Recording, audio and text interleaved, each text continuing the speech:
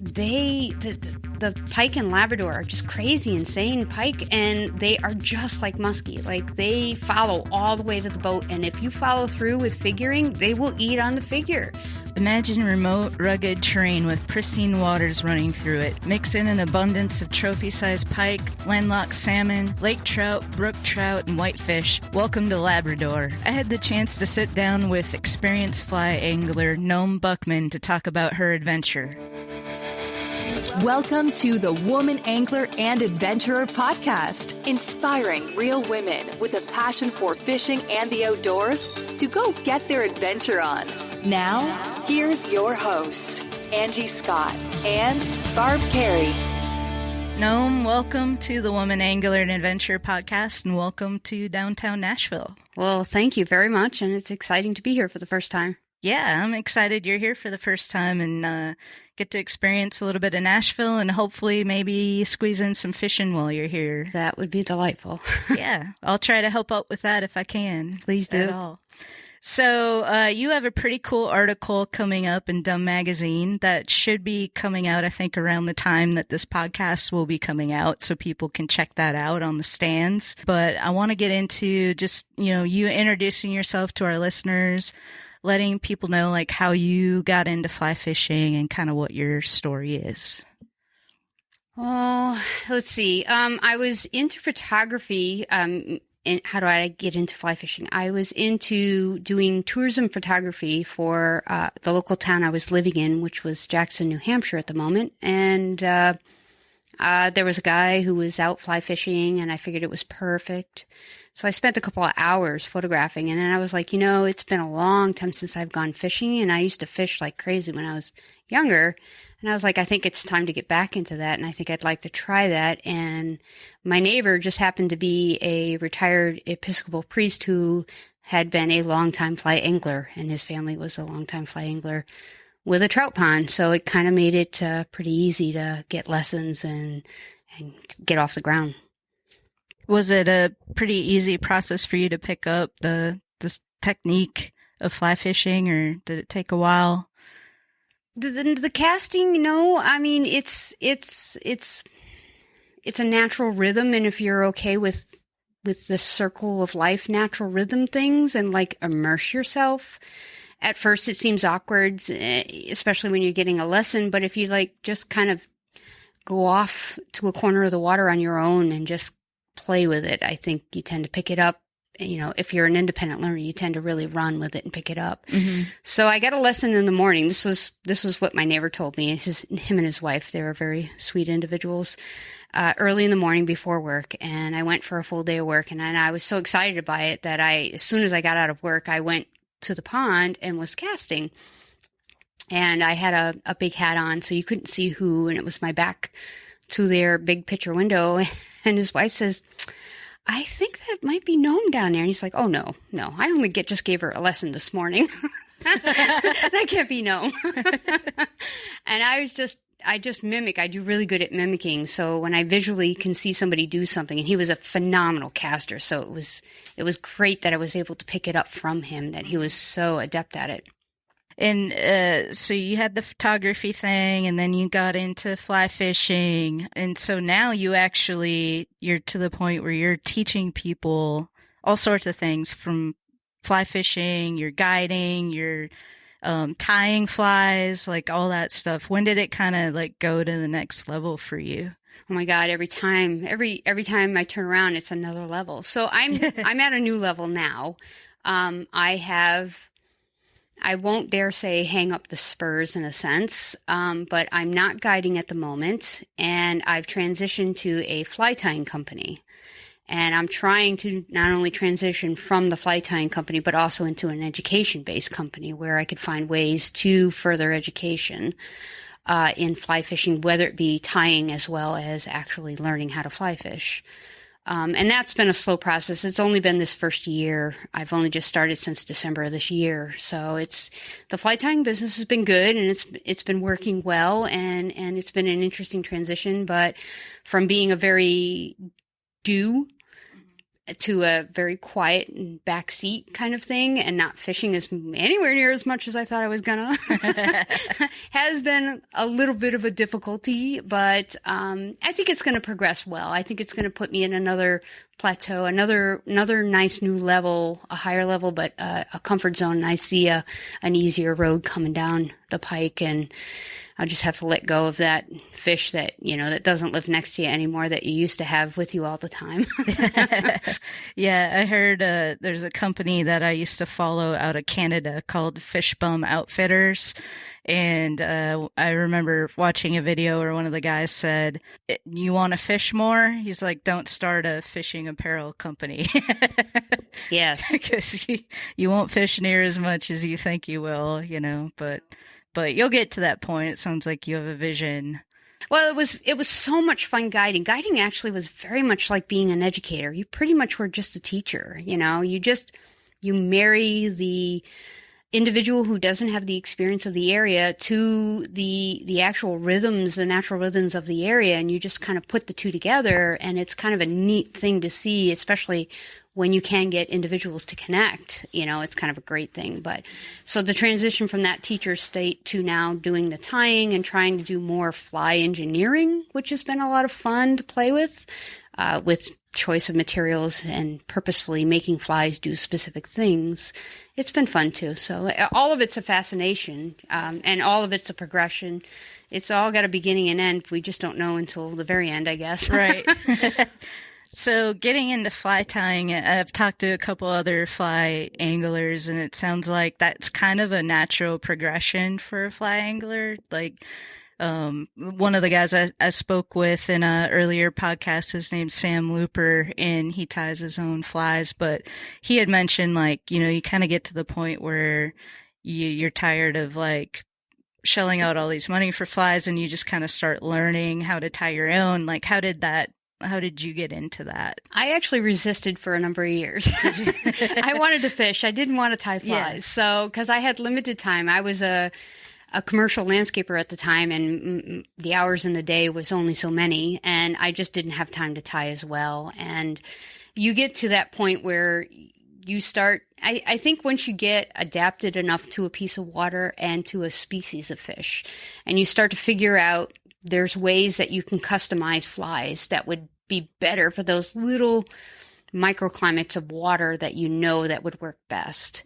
And that's when the wheels start turning, and then you'll finally jump into fly tying. But I actually fought it for quite a while, and would beg anyone I could find who was a tyer to tie me up some flies, because I didn't want to have to tie them. But eventually you end up going that direction because you want to change colors, or you want to marry 3 different flies together because you think that would be the great fly that would work next. Mm-hmm. So and I want to get into this article that you have coming out and the experience that you had. How did you get involved with Done magazine? Jen actually contacted me and asked me to contribute. And again, I'm going to guess it was around, say, 2014-15, and I was a contributor.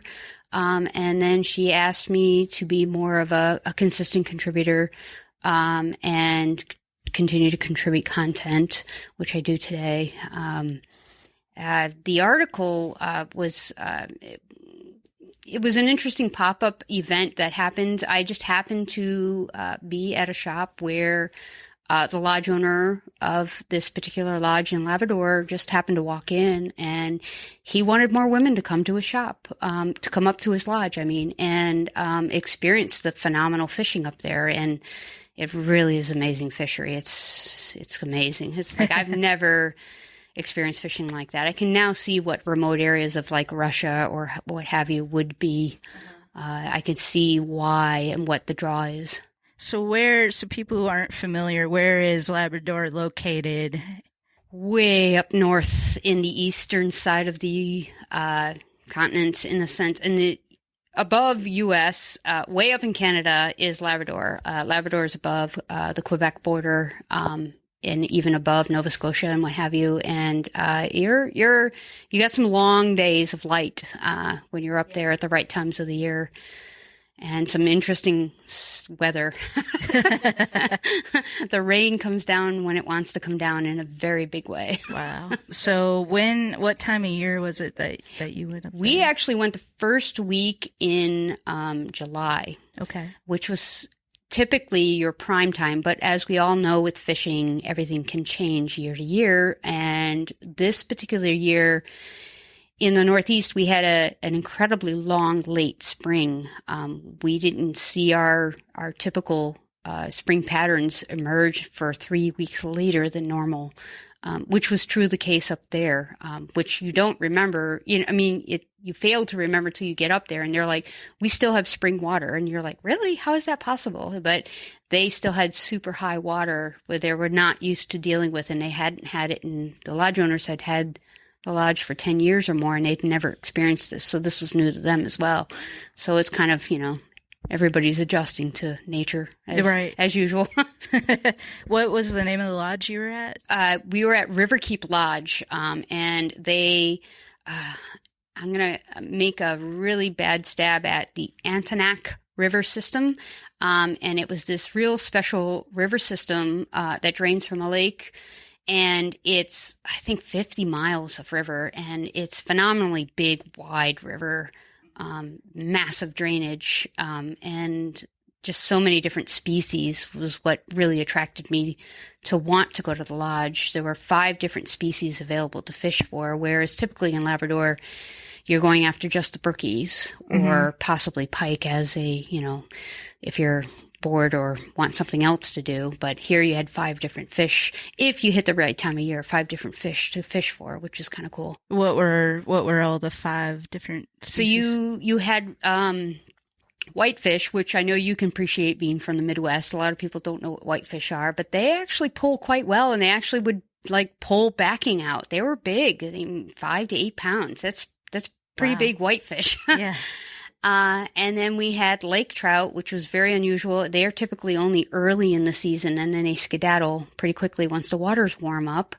We had landlocked Atlantic salmon. Then we had pike and brook trout. Well, I got a little sneak peek of the article, and so I was reading that, and I thought it was really interesting what you talked about as far as the pike and the color and how they kind of mimic muskie a little bit in the way that they followed the flies. You talk about that a little bit? It was insane. I have never, granted, my experience with pike is very limited because when I did catch pike, it was a byproduct of actually muskie fishing. So we weren't intentionally trying to go after pike. So pike was always kind of a lesser species. And here, there were a good quantity of them, and I was quite fascinated with them. The pike in Labrador are just crazy, insane pike, and they are just like muskie.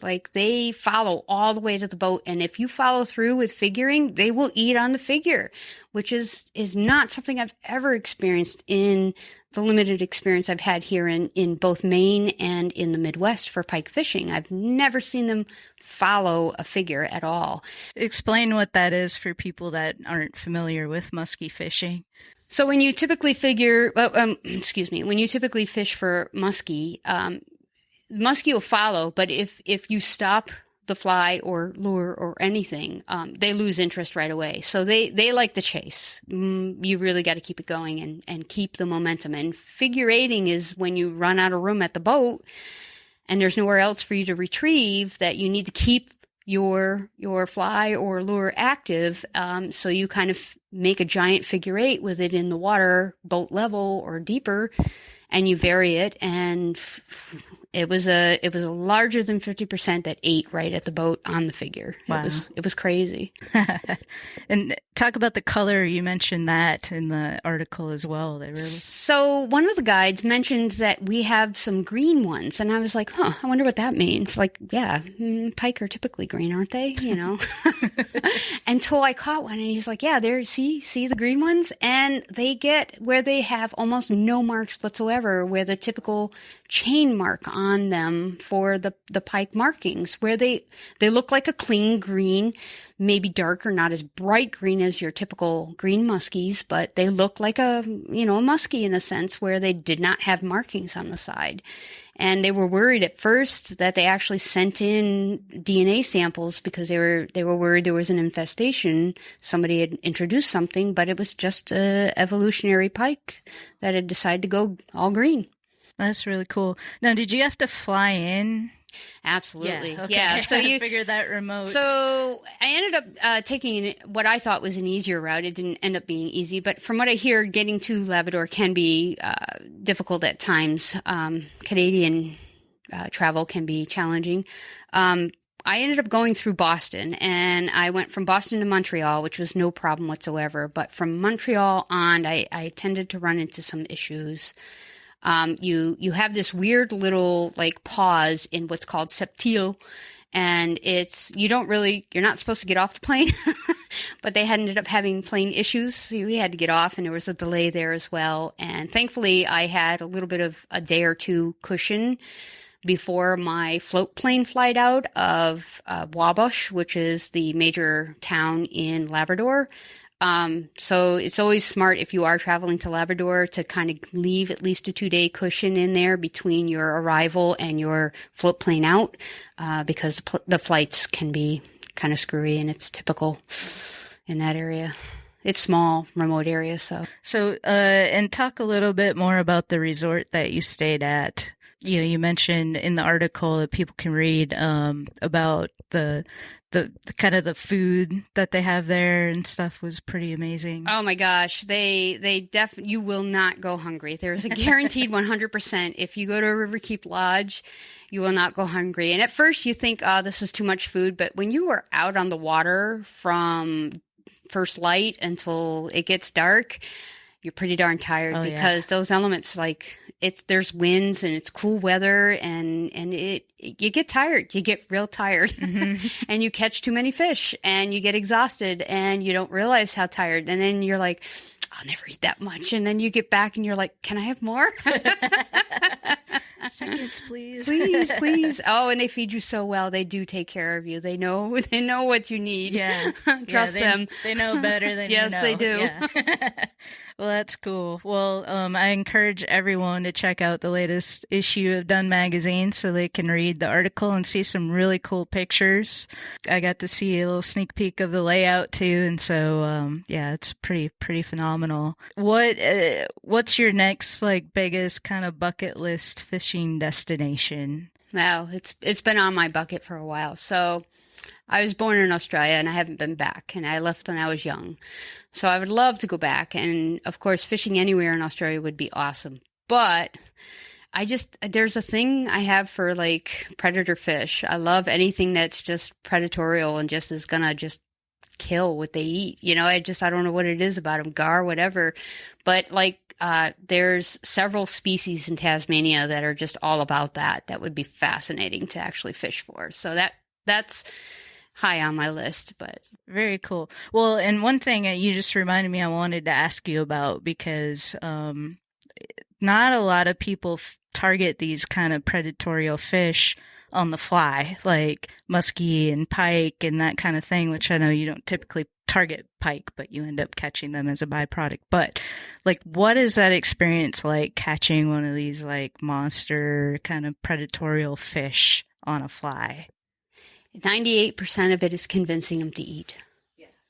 And that's the hardest part, because they have to feel like it's kind of like the lion and the pride, the lioness, or either. I think the lioness is a better hunter than the lion, but whatever. I feel it is a big game and you don't know when it's going to happen. And you have to be flawless in the instant it does happen. It's a small percentage when they do present themselves, but you have to be on your games and you have to be cool the whole time. And that's the hard part. I mean, that is really legitimately the hardest part of it all. But when you see this fish just come up and it means nothing but 100% business and it's just going to eat it, and no matter how quickly you try to move it out of its way or how fast you try to, it's gone. He's eating it. There's just, you you just can't help but have an immense amount of respect for something like that. It's just really neat to see a fish that is so dialed in and it just wants it, and there's no way you're keeping it from it. So that's, to me, is really cool. And like, what kind of feeling do you get when that happens? Yeah. It's like, wow, that's it. Eat it. Yeah. Is your like heart racing? Oh, absolutely. Your knees are totally jelly at that moment. You're like, in the inside, you are screaming from the top of your lungs, but not a peep is coming out of you, because you know if you make one false step, that's it. It's gone. Yeah. And you've lost your opportunity. So you're trying to keep your cool and, okay, steady. You're like coaching yourself inside your mind the whole time. It's a mind game completely. Totally and utterly.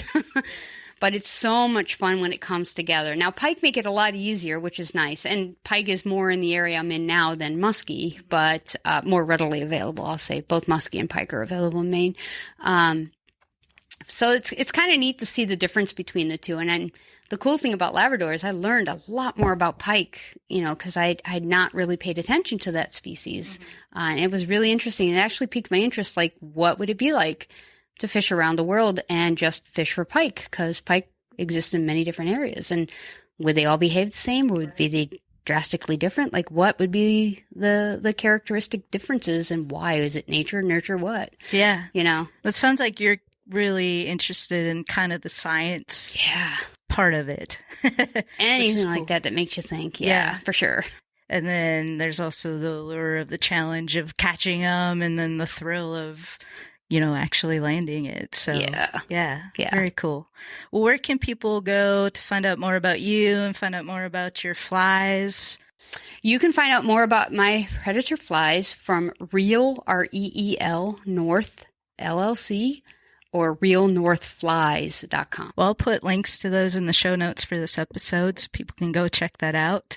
And thank you so much for taking the time to chat with us. And it's always cool to do an in-person, face-to-face interview. So I love getting the opportunity to do that whenever I can. So it worked out really well. Thank you so much for having me.